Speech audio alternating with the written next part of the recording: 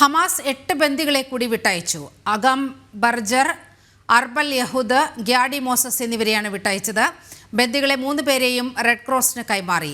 5 തായ് പൗരന്മാരെയും വിട്ടയച്ചു. 110 പലസ്തീനിയൻ തടവുകാരെയും പകരമായി വിട്ടുകൊടുക്കും. വിവരങ്ങളുമായി ഐസൻ ജോസ് ചേരുകയാണ്. ഐസൻ, ഇസ്രായേലും ഹമാസും തമ്മിലുള്ള വെടിനിർത്തൽ കരാറിന്റെ ഭാഗമായാണ് ഇത്തരത്തിൽ ബന്ദികളെ വിട്ടയക്കുന്ന സാഹചര്യം ഉണ്ടായത്. ഇത് 3ാം ഘട്ടമല്ലേ?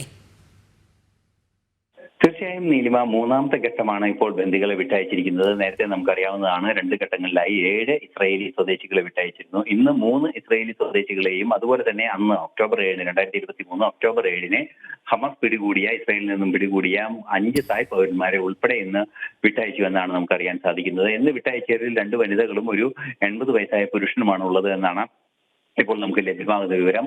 ഇത്തരത്തിൽ തുടർച്ചയായി ഓരോ ഘട്ടങ്ങളിലായി ശനിയാഴ്ച തോറും വിട്ടയക്കാമെന്നായിരുന്നു ധാരണ. ഇപ്പോൾ അതിന് കുറെ കൂടി മുൻപ്, അതായത് വ്യാഴാഴ്ച തന്നെ ബന്ദികളുടെ മോചനം ഇന്ന് സാധ്യമായിട്ടുണ്ട്. ഇനി തുടർന്നുള്ള നടപടികളിലൂടെ ഓരോ ഘട്ടം ഘട്ടമായി ഹമാസ് ബന്ദികളാക്കിയ ഇസ്രായേൽ സ്വദേശികളെ അല്ലെങ്കിൽ ഇസ്രായേലികളെ വിട്ടയക്കുമെന്നാണ് നമുക്ക് ലഭ്യമാകുന്ന വിവരം.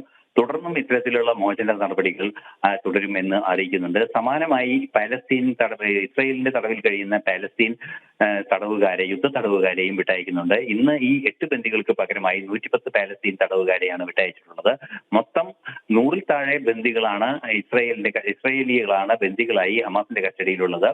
അതുപോലെ തന്നെ 1000-ലേറെ പലസ്തീനികളെയാണ് വിട്ടയക്കേണ്ടത് കരാർ പ്രകാരം. ഈ ധാരണ ഇപ്പോൾ നടന്നുകൊണ്ടിരിക്കുകയാണ് എന്നാണ് ഇപ്പോൾ മനസ്സിലാക്കാൻ സാധിക്കുന്നത്. മറ്റൊരു പ്രധാന വിഷയം എടുത്തു പറയേണ്ടത്, ഇസ്രായേൽ പ്രധാനമന്ത്രി ബെഞ്ചമിൻ നെതന്യാഹു അടുത്ത ആഴ്ച, അതായത് ഫെബ്രുവരി 4-ാം തീയതി അമേരിക്ക സന്ദർശിക്കുന്നതിന് മുന്നോടിയായി ഈ നേരത്തെ ലഭ്യമായ കരാറുകളെക്കാൾ കൂടുതൽ ഒരു പക്ഷേ ബന്ദികളുടെ മോചനം സാധ്യമാകാനുള്ള ഒരു സ്ഥിതിവിശേഷം ഉണ്ടാകുമെന്ന കാര്യത്തിലും ആശങ്കപ്പെടേണ്ടതില്ല എന്ന് തന്നെയാണ് മനസ്സിലാക്കാൻ സാധിക്കുന്നത്.